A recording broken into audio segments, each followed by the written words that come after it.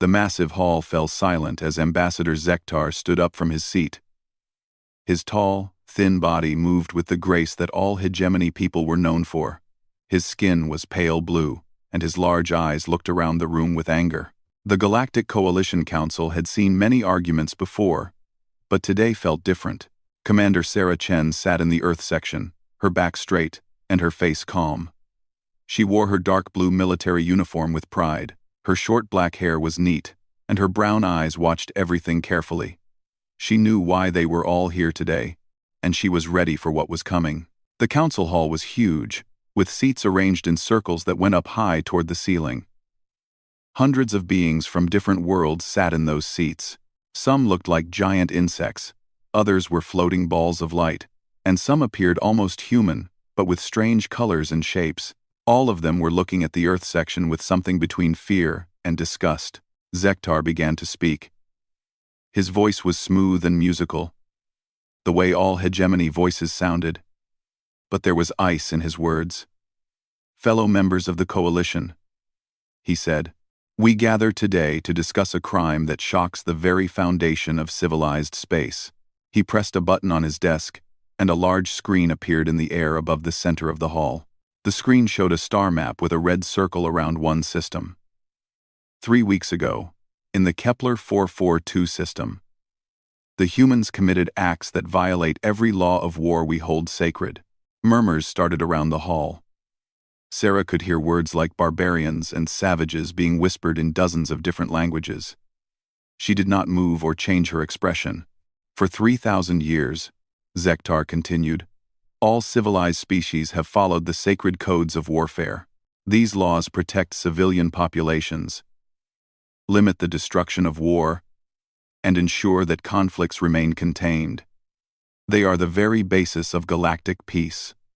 End quote. The screen changed to show video footage from the battle. Sarah watched as her own people's ships moved across the display.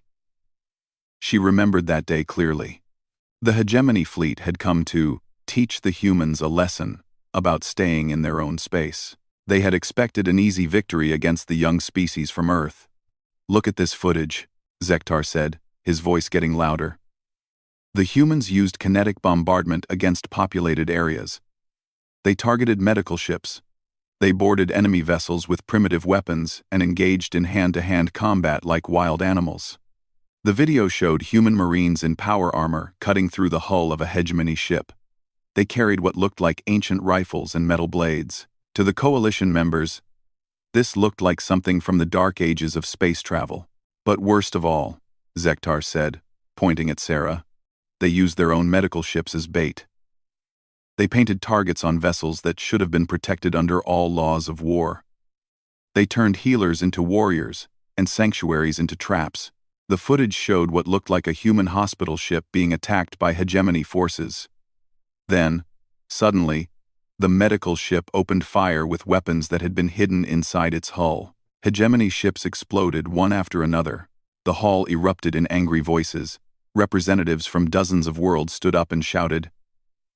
Some called for Earth to be kicked out of the coalition. Others demanded that humans be forbidden from leaving their home system. A few even suggested that Earth should be placed under coalition control. Sarah stood up slowly. The hall became quiet as all eyes turned to her.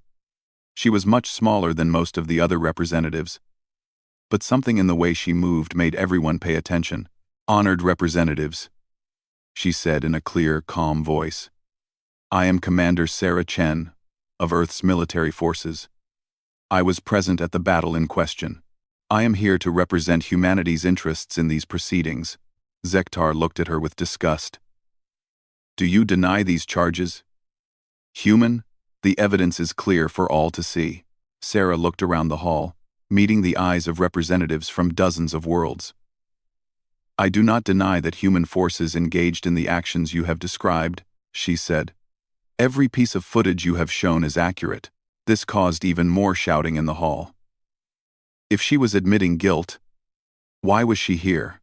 However, Sarah continued, raising her voice to be heard over the noise, "I believe this council should understand the full context of what happened before making any decisions." A new voice spoke from the center of the hall. It belonged to Judge Arbiter Morvek, of the Synthesis species.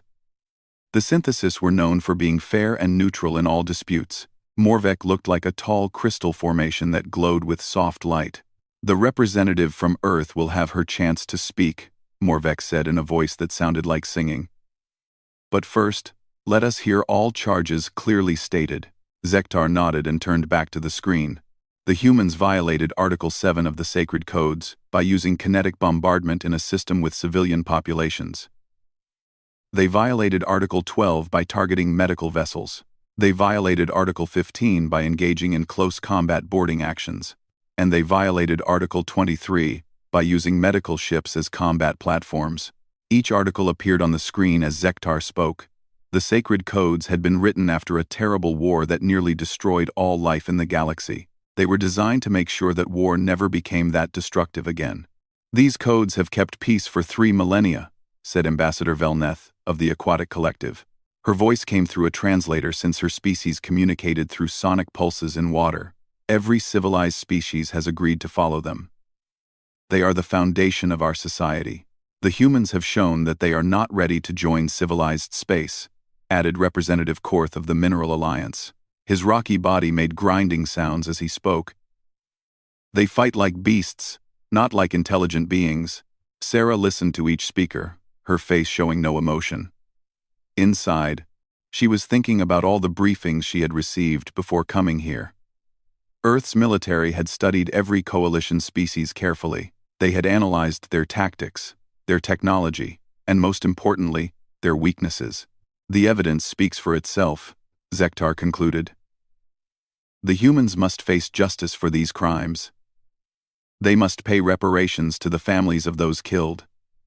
They must agree to follow all sacred codes in future conflicts, and they must accept coalition oversight of their military forces." The hall filled with sounds of agreement. Representatives nodded, clicked, hummed, or made whatever sound their species used to show approval. Judge Arbiter Morvek's light grew brighter. "We will recess for 1 standard day to allow Earth to prepare its defense. When we return, Commander Chen will have the opportunity to explain her people's actions." As the representatives began to leave, Sarah remained in her seat. Her aide, Lieutenant Marcus Rodriguez, leaned over to whisper in her ear. "Commander, they want to put us in cages. How are we going to explain this?" Sarah smiled for the first time since entering the hall. It was not a happy smile, but something that made Marcus feel both proud and slightly scared. "Marcus," she said quietly, "they have no idea what they're dealing with. Wait until they hear our side of the story." The next day began early for the Coalition investigators. They had been given access to all the battle records from Kepler 442, and what they found made them more confused and worried with each hour that passed. Dr. Thiss of the Academic Consortium floated over a pile of data tablets in her laboratory. Her gaseous form shifted colors as she processed information, changing from calm blue to worried purple to alarmed red. She had been studying warfare for 600 years. But she had never seen anything like human military doctrine. "This makes no sense," she whispered to her assistant, a young hegemony scholar named Fentar. "Look at these training records. They practice something called urban warfare, where they fight in cities. They train to fight in zero gravity, in toxic atmospheres, underwater, and even in the vacuum of space itself." Fentar looked at the data with his large eyes growing even wider. But why would anyone want to fight in such terrible conditions? Civilized warfare happens in open space, with clear rules and safe distances. Dr. Thiss changed to a deep orange color that meant she was thinking hard. "That's not the strange part. Look at this section called Acceptable Losses. They actually plan for their own people to die in battle. They have calculations for how many deaths are worth achieving different objectives." This was completely alien to coalition thinking. For 3,000 years, warfare had been conducted with the goal of zero casualties on both sides when possible. Battles were more like elaborate dances where the side with better technology or strategy would force the other to surrender without anyone getting hurt. In another part of the station, war speaker Thane of the Hegemony was meeting with military experts from 12 different coalition species. His pale blue skin was darker than usual, a sign of stress among his people. "I have reviewed the human tactics 17 times," he said to the assembled group. "Each time, I understand them less. They seem to plan for every possible way a battle could go wrong." General Crix of the Armored Corps made a grinding sound with his metal body. "Show them the boarding action footage again. I want to understand what I am seeing." The room's screens lit up with the video of human Marines cutting through a hegemony ship's hull. The humans moved fast and worked together like they had done this 1,000 times before. They carried weapons that shot small metal projectiles instead of energy beams. "Why do they use such primitive weapons?" asked Admiral Flux of the Energy Collective. Her form was pure electricity, and she found the human weapons hard to understand. "Plasma rifles are more efficient and cause less damage to ship systems." Thane paused the video at the moment when a human Marine hit a hegemony soldier with the stock of his rifle. "I believe that is exactly the point. They want to cause maximum damage to both equipment and personnel. Watch their movements. They are not trying to disable or capture. They are trying to kill." The word "kill" made several members of the group uncomfortable. In coalition warfare, the goal was always to force surrender, not to actually end lives. Death in battle was seen as a failure of tactics and planning. But the most disturbing part, Thane continued, is how organized they are about it. This is not random violence. Every action follows a plan. They have manuals that teach them how to kill efficiently. Meanwhile, in Earth's diplomatic quarters, Commander Chen was having a very different kind of meeting. She sat across from Dr. Elena Vasquez, Earth's leading expert on alien psychology. Between them lay dozens of files about coalition species and their military history. "Sarah," Dr. Vasquez said, "I've been studying these species for 15 years, ever since first contact. I think I understand why they're so shocked by our tactics." Commander Chen looked up from a report about hegemony ship design. "Tell me, none of these species evolved as predators, Dr. Vasquez explained. The hegemony developed from herbivores that lived in trees.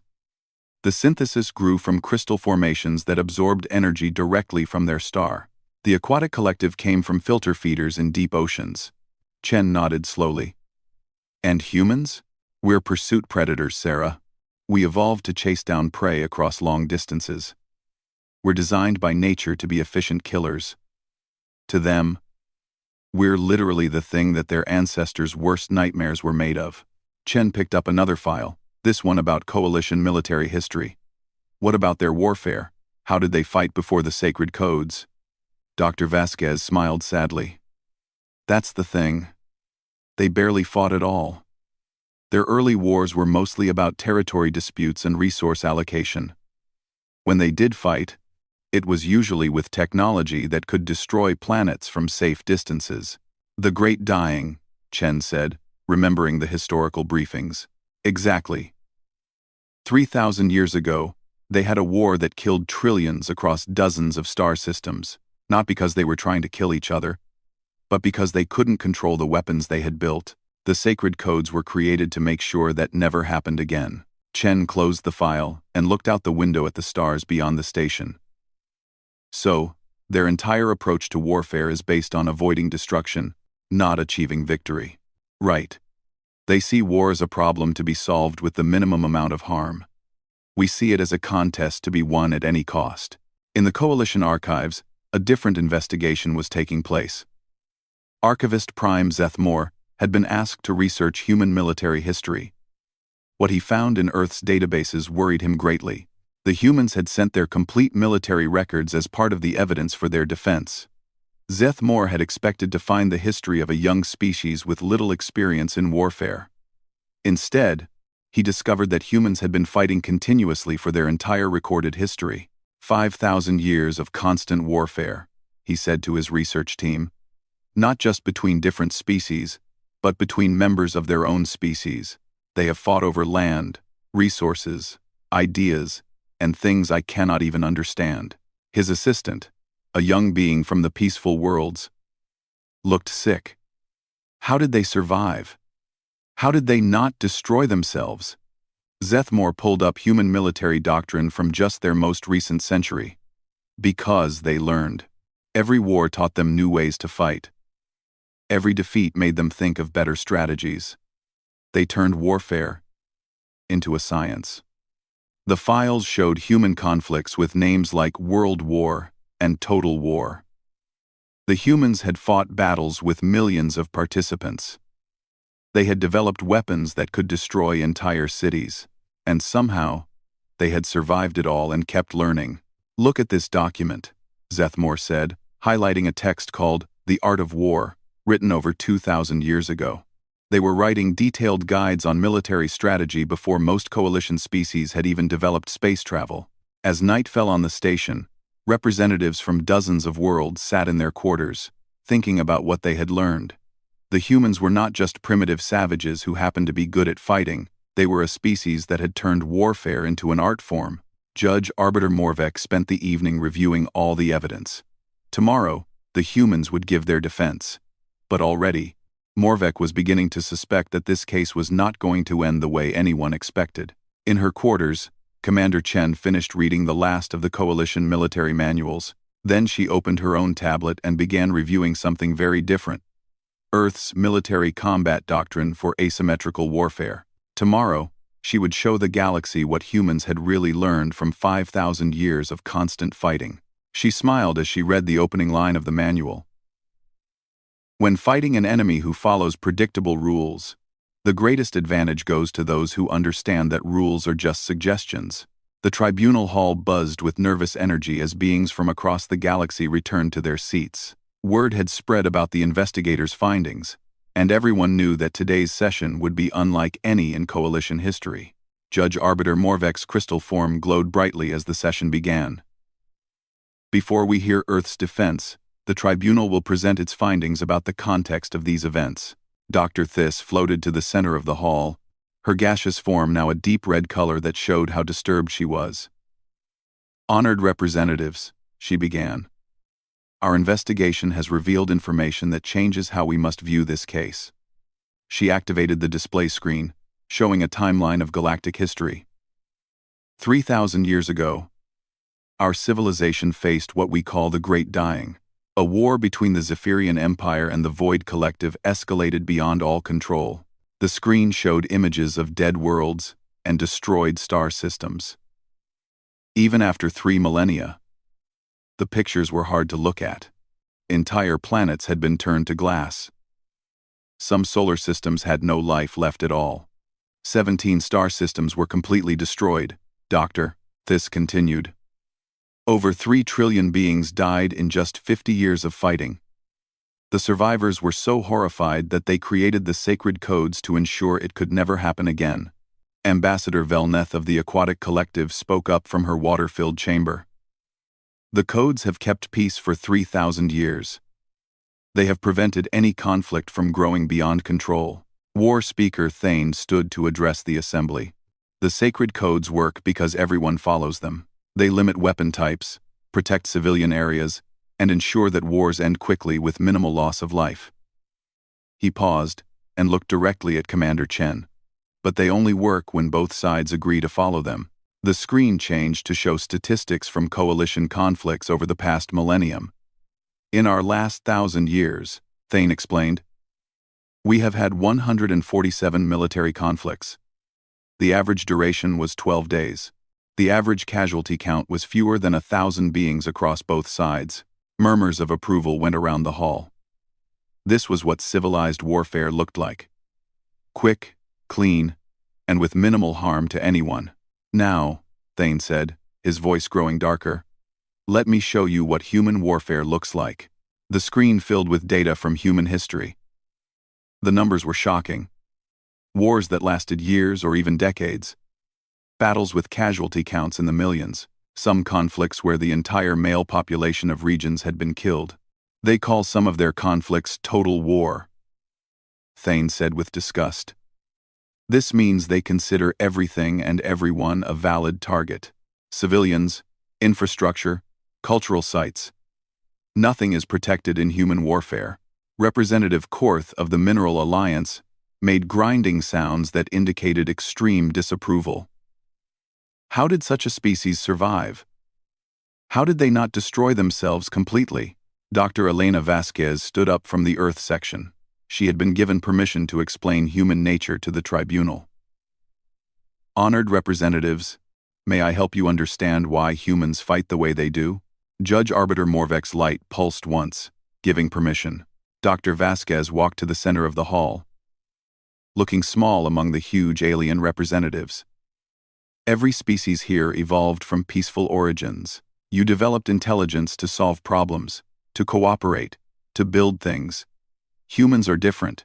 She activated her own display, showing Earth's evolutionary tree. Humans evolved from pursuit predators. Our ancestors survived by hunting animals larger and stronger than themselves. We did this by working in groups, using tools, and never giving up. The display showed early humans chasing a massive woolly mammoth across an ice field. This is called persistence hunting. We would chase one animal for days, taking turns running so that we never stopped. Eventually, our prey would collapse from exhaustion, and we would kill it. Several representatives made sounds of disgust.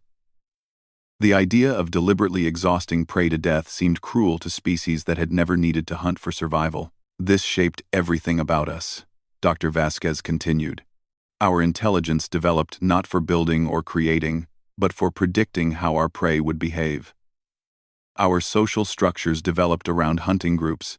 Even our bodies are designed for long-distance pursuit.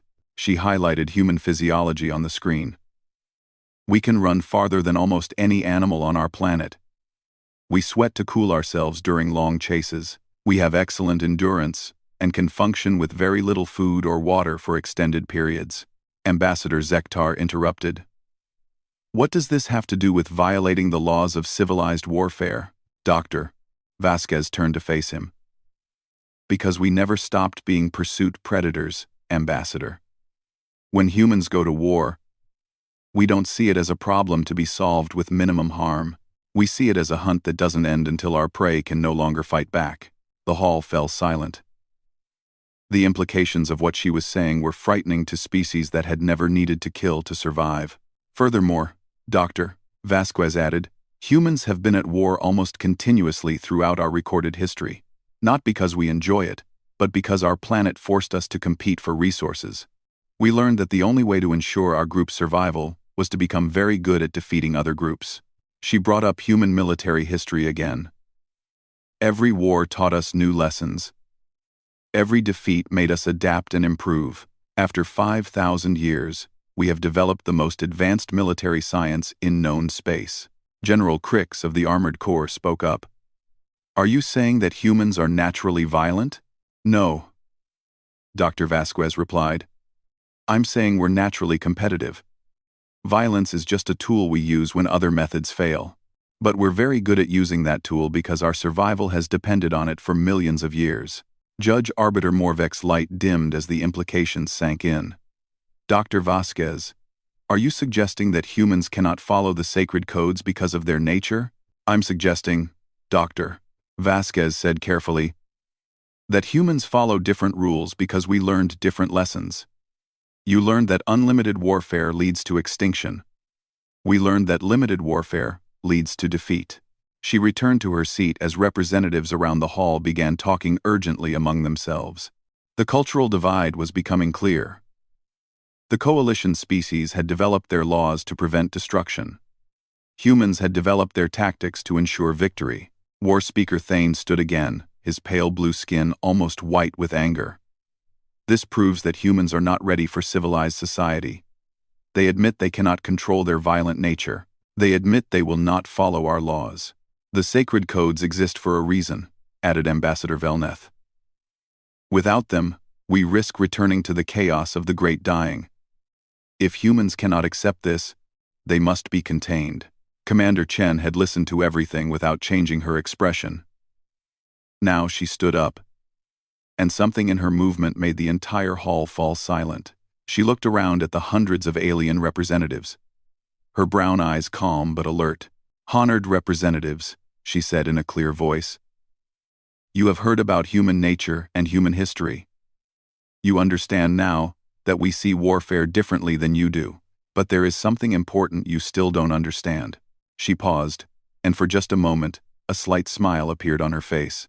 It wasn't a happy smile or a cruel smile. It was the smile of someone who knew something the others didn't. "You keep talking about your sacred codes as if they are universal laws of nature. But they're not. They're just rules you made up to solve your problems. And tomorrow, I'm going to explain why we made up different rules to solve ours." The hall erupted in chaos as representatives shouted questions and demands. But Commander Chen simply returned to her seat, that same small smile still on her face. She had given them just enough information to worry about what she would say next. The tribunal hall was completely silent as Commander Sarah Chen walked to the center of the chamber. Every representative from hundreds of worlds watched her with a mixture of curiosity, fear, and disgust. She moved with the confidence of someone who had faced death in battle and lived to tell about it. Judge Arbiter Morvek's crystal form pulsed with neutral white light. "Commander Chen, you may now present Earth's defense of the charges brought against your species." Sarah looked around the massive hall, taking a moment to meet the eyes of beings from dozens of different worlds. When she spoke, her voice carried clearly to every corner of the chamber. "Honored delegates," she began. "Yesterday you heard about human nature and human history. You learned that we evolved differently than you did. You discovered that we have been fighting wars for thousands of years while you have enjoyed peace." She paused and pressed a control on her wrist. The central display activated, showing the charges against humanity once again. "Ambassador Zektar has accused us of violating your sacred codes of warfare. He is absolutely correct. We did use kinetic bombardment in a populated system. We did target medical vessels. We did engage in boarding actions with primitive weapons. And we did disguise warships as medical craft." The admission sent murmurs through the hall. Most had expected denials or excuses, not a complete confession. "But here's what you don't understand," Sarah continued. And for the first time since entering the chamber, she smiled. It wasn't a cruel expression, or a happy one. It was the patient smile of a teacher explaining something obvious to students who weren't quite getting it. "You accuse us of violating your sacred codes of warfare. You are absolutely correct." Her smile grew wider. "But here's what you don't understand. That's precisely why we wrote our own." The chamber exploded in confused voices. Representatives stood up, shouting questions in dozens of languages. Some demanded to know what she meant. Others called for her immediate arrest. Judge Arbiter Morvek had to pulse bright red lights several times to restore order. Sarah waited calmly for the noise to die down, then continued as if nothing had happened. "For the past year, since humanity joined the coalition, our military analysts have been studying your warfare extensively. We read every battle report from the last 1,000 years. We analyzed your tactics, your strategies, and your technology. And do you know what we discovered?" She gestured to the alien representatives around her. "We discovered that you fight like this is a game, with rules that everyone has agreed to follow. Your battles are predictable. Your strategies are limited by your codes. Your enemies always know exactly what you will and won't do." War Speaker Thane stood up, his pale blue skin dark with anger. "The sacred codes prevent unnecessary death and destruction. They have kept peace for 3 millennia. Your sacred codes," Sarah replied, "work perfectly when everyone follows them. But what happens when someone doesn't?" She activated the display again, this time showing coalition military statistics. "In your last 100 conflicts, how many times has an enemy refused to surrender when they should have? How many times has someone ignored your rules about protecting civilians or medical ships?" The answer appeared on the screen: 0 times. For 1,000 years, every single conflict had followed the sacred codes perfectly. "That's because," Sarah explained, "all of your enemies have been coalition species who agreed to the same rules you did. You've been fighting practice matches, not real wars." Representative Korth made grinding sounds of disagreement. "We have maintained order across hundreds of star systems. Our way of warfare prevents the chaos and destruction that your species seems to prefer." Sarah nodded. "You're absolutely right. Your system works beautifully for maintaining order among species who want to maintain order. But what happens when you meet someone who doesn't care about your order? She changed the display to show the Kepler 442 system before the battle. 3 weeks ago, War Speaker Thane brought a fleet to human space. His mission was to conduct what you call a police action. A show of force to make us fall in line with coalition policy. The display showed the hegemony ships in perfect formation, following standard coalition tactical doctrine. They had arranged themselves according to the sacred codes, with command ships in the rear, medical vessels clearly marked, and weapons powered but not immediately threatening. Your fleet followed every rule perfectly, Sarah said. You broadcast surrender frequencies on all standard channels. You gave us time to comply with your demands. You even brought medical ships to treat any wounded from both sides. Thane's expression grew confused. That is, proper military procedure. We were trying to resolve the situation with minimal conflict. Exactly, Sarah said with that same patient smile. You were playing by your rules, but we weren't playing the same game. The display changed to show human fleet positions. Instead of the neat formations that coalition forces used, human ships were scattered across the system in what looked like random positions. Our ships were arranged according to a different set of rules.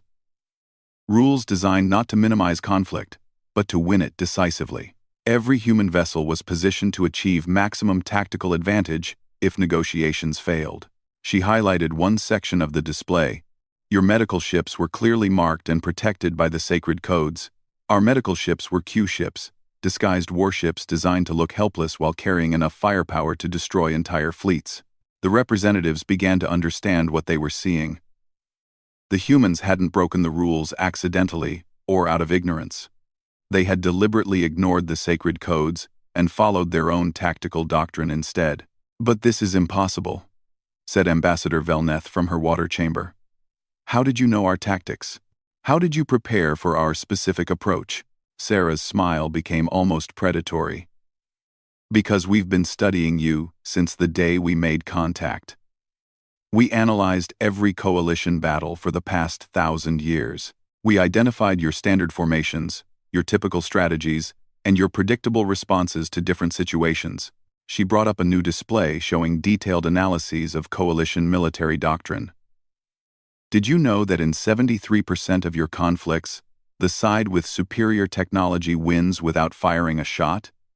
Did you know that you always arrange command ships in the same relative position? Did you know that your medical ships always approach battlefields from the same vector? The hall fell silent as the implications sank in. The humans hadn't just studied coalition history, they had turned it into a science. Your sacred codes, Sarah continued, assume that your enemies will fight like honorable beings who share your values. They work perfectly against opponents who want to minimize casualties and limit destruction. But they become major weaknesses when faced with an enemy who wants to win. Dr. Thys floated higher in her chamber, her gaseous form turning bright orange with excitement and fear. You're saying that you deliberately ignored our laws in order to gain tactical advantage? I'm saying, Sarah replied, that we followed our own laws instead of yours. Every action you witnessed at Kepler 442 was drawn from Human Military Combat Doctrine. Section 12. Asymmetrical Engagement Protocols. She activated a new display showing the Human Tactical Manual. These protocols were designed specifically for conflicts against technologically superior opponents who rely on conventional tactics and predictable strategies. The manual's table of contents appeared on the screen. Chapter titles included Exploiting Enemy Predictability, Turning Rules into Weaknesses, and Victory Through Superior Adaptation. Ambassador Zektar stood up, his voice shaking with either anger or fear. You wrote military doctrine specifically to defeat coalition forces? Sarah looked directly at him, her brown eyes calm and steady. We wrote military doctrine to defeat anyone who might threaten Earth's survival. The fact that it works particularly well against coalition tactics is just a bonus. The chamber erupted again, but this time the voices were different. Instead of moral outrage, there was fear. Representatives were beginning to understand that they weren't dealing with primitive savages who had stumbled into effective tactics. They were facing a species that had systematically analyzed their weaknesses and developed counters for every strategy in their playbook. The sacred codes, Sarah said, as the noise died down, are beautiful. They represent the highest ideals of civilized behavior. They work perfectly for maintaining peace among species who want peace. Her expression became serious, and her voice took on an edge that made several representatives unconsciously move back in their seats. But we humans learned something different from our history. We learned that when your survival is at stake, the only law that truly matters is the one that keeps your people alive. She looked around the hall one more time, meeting the eyes of beings who were beginning to understand that everything they thought they knew about warfare had just become obsolete. We wrote our own rules, she concluded, because we couldn't afford the luxury of following yours. The silence in the tribunal hall was complete. Commander Sarah Chen stood in the center of the chamber, surrounded by hundreds of alien representatives who were beginning to understand that their entire view of warfare had just been challenged. Judge Arbiter Morvek's crystal form pulsed with uncertain light. Commander Chen, are you stating that humanity deliberately developed tactics to exploit coalition military doctrine? I'm stating facts, Your Honor, Sarah replied calmly. But perhaps a demonstration would be clearer than words. She gestured to Lieutenant Rodriguez, who activated a holographic projector from the Earth section. The air above the chamber filled with a three-dimensional recreation of the Kepler 442 system. Let me show you what really happened 3 weeks ago, Sarah said. Not just what you saw, but what you missed. The hologram displayed the hegemony fleet as it had appeared at the beginning of the encounter. 12 ships in perfect formation, following standard coalition doctrine exactly. War Speaker Thane's fleet entered our system with textbook precision, Sarah narrated. Command ship in the center rear, protected by 6 escort vessels. Medical ships clearly marked and positioned according to Article 15 of your sacred codes. Weapons charged but not locked on targets, as required by Article 7. Thane watched with growing unease as his own tactical decisions were displayed for the entire galaxy to see. From your perspective, Sarah continued, this was a routine police action. You had superior numbers, better technology, and the moral authority of coalition law. According to every precedent in your history, we should have surrendered immediately. The hologram showed the human response, or what had appeared to be the human response. 3 small ships approached the hegemony fleet broadcasting surrender signals. But what you saw wasn't our fleet, Sarah said with that same patient smile. What you saw was exactly what we wanted you to see. The hologram shifted perspective, revealing the true positions of human ships throughout the system. They hadn't been hiding. They had been positioned in what looked like civilian traffic patterns, disguised as mining ships, cargo haulers, and research vessels. Dr. Thiss's gaseous form turned bright red with shock. Those weren't civilian ships? Every one was a disguised warship, Sarah confirmed. We've been expecting a coalition police action since the day we joined. We've had 12 months to prepare. The display zoomed in on one of the supposed medical ships approaching Thane's fleet. As they watched, the hologram peeled away the outer hull to reveal the true structure underneath. This isn't a medical ship with weapons added, Sarah explained. This is a battleship disguised as a medical ship. The medical equipment you can see on the surface is real and functional, but it's covering weapon systems that could destroy your entire fleet. Representative Korth made grinding sounds of disbelief. How is such deception possible? Our sensors would have detected military-grade weapons. Your sensors detected exactly what they were designed to detect, Sarah replied. Medical equipment that matched coalition standards, power signatures that looked like civilian systems, and hull compositions that appeared to be standard cargo materials. She highlighted the technical specifications on the display. We studied your sensor technology for a year. We learned exactly what you look for and how to hide what you needed to miss. It's called stealth technology, and humans have been developing it for centuries. The hologram returned to the moment when fighting began. But this time, it showed the battle from the human perspective. When you fired on our medical ship, Sarah continued, you weren't attacking a helpless target. You were triggering a carefully planned ambush. That ship's distress call was actually a signal for our real fleet to begin the attack. The display showed human ships throughout the system suddenly dropping their disguises and opening fire. But their targeting wasn't random. Every shot had been planned in advance. Your command ship was destroyed first because we knew from studying Coalition doctrine that losing command authority would paralyze your fleet's response. Your escort vessels were hit in specific locations that we knew would disable their weapons without destroying them completely. War Speaker Thane stood up, his pale blue skin almost white with shock. You knew our exact tactical procedures? We knew your procedures better than some of your own officers, Sarah said without emotion. We studied every battle report from the last 1,000 years.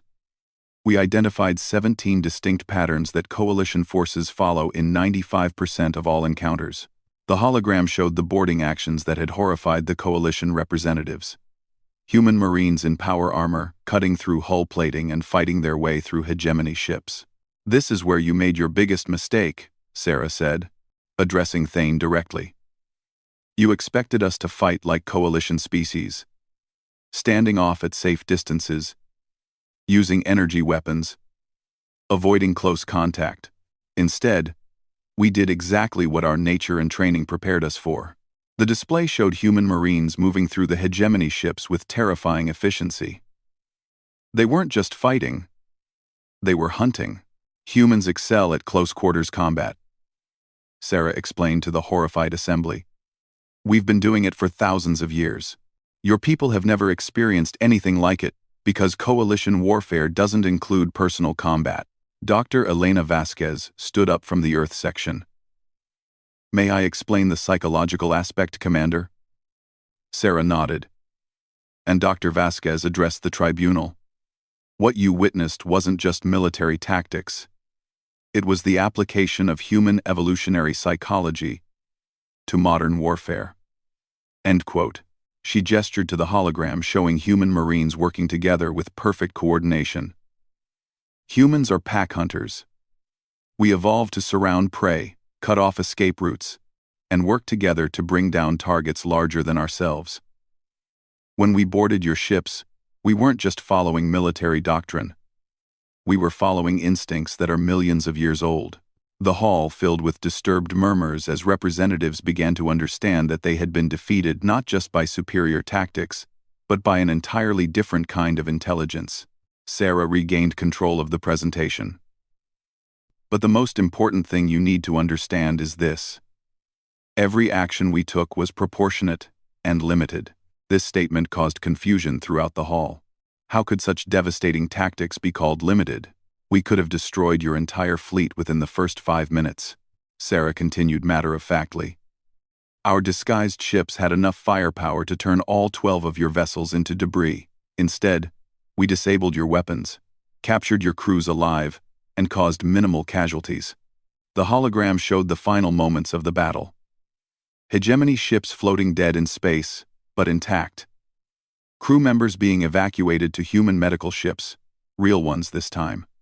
Even while ignoring your sacred codes, Sarah said, we followed our own rules about proportionate response. We achieved our tactical objectives with minimal loss of life on both sides. Ambassador Velneth spoke from her water chamber, her translated voice shaking. If you could have destroyed us completely, why didn't you? Sarah's expression became serious. Because despite what you think about human nature, we don't kill unnecessarily. We fight to win, not to destroy. War Speaker Thane's fleet came to intimidate us into compliance. We responded by demonstrating that intimidation works both ways. She deactivated the hologram and looked around the hall. The difference between human warfare and coalition warfare isn't that we're more violent, it's that we're more realistic about what violence can accomplish. Judge Arbiter Morvek's light pulsed slowly as the full implications became clear. Commander Chen, are you saying that humanity sees the sacred codes as inadequate? I'm saying they're appropriate for the problems they were designed to solve, Sarah replied diplomatically. But they create vulnerabilities that enemies who don't share your values can exploit. She paused and let her gaze sweep across the assembly once more. You wrote the sacred codes to prevent another great dying. We respect that goal, but we wrote our own codes to prevent a different kind of death, the slow extinction that comes from being unable to defend yourself against enemies who don't share your moral restraints. War Speaker Thane sat down heavily, looking like he had aged years in the past few hours. "What do you want from us?" Sarah's expression softened slightly. "We want to coexist peacefully with the Coalition. But we won't do it by making ourselves defenseless. Our military doctrine exists to protect Earth and our allies. It's not going away." The chamber erupted in worried voices as representatives discussed what this meant for galactic security. Some called for humanity to be expelled from the Coalition. Others suggested that perhaps Coalition military doctrine needed to be updated. Judge Arbiter Morvek pulsed bright white to restore order. "This tribunal will recess to consider these revelations. We will reconvene in one standard day to announce our decision." As representatives began filing out of the chamber, small groups formed throughout the hall. Coalition military officers huddled together, discussing human tactics in whispered conversations. Diplomats tried to figure out what this meant for galactic politics. Scientists wondered what other surprises humanity might have in store. Admiral Flux of the Energy Collective approached her aide as they left the chamber. "Contact fleet, command immediately," she said. "Tell them I want a complete review of our tactical doctrine. If the humans could analyze our weaknesses so easily, others might be able to do the same." General Crix had the same thought. How many other species might have been studying our patterns? He wondered aloud. How many potential enemies know exactly how we fight? Similar conversations were happening throughout the station, as Coalition leadership realized that their military superiority had always depended on enemies who followed the same rules they did. In her quarters that night, Sarah Chen sat with her senior staff, reviewing the day's events. "Do you think they'll vote to expel us from the Coalition?" Lieutenant Rodriguez asked. Sarah looked out the window at the stars beyond the station. Ships from dozens of worlds were visible in the distance, their crews probably having similar conversations about the future of galactic warfare. "I don't think they can afford to," she said finally. "We've just shown them that their entire military philosophy has a massive blind spot. They need time to figure out what that means." Dr. Vasquez joined them, looking tired but satisfied. "I've been monitoring Coalition communications channels. Half their military commanders are demanding immediate tactical reviews. The other half are asking for detailed analyses of human military capabilities." "And," Sarah smiled. The same patient smile she had worn in the tribunal hall. "Good. Maybe now they'll understand that survival isn't about following rules. It's about being able to adapt when the rules change." Outside, the galaxy was beginning to learn a lesson that humans had known for thousands of years. In a universe where survival is never guaranteed, the most dangerous enemy is the one who refuses to play by your rules. The sacred codes had kept peace for 3 millennia by ensuring that everyone fought the same way. But humanity had just proven that peace built on shared assumptions was only as strong as those assumptions themselves. Tomorrow, the tribunal would announce its decision. But regardless of what they decided, the galaxy would never look at warfare the same way again. The age of predictable conflicts was over, and the age of human military doctrine had begun.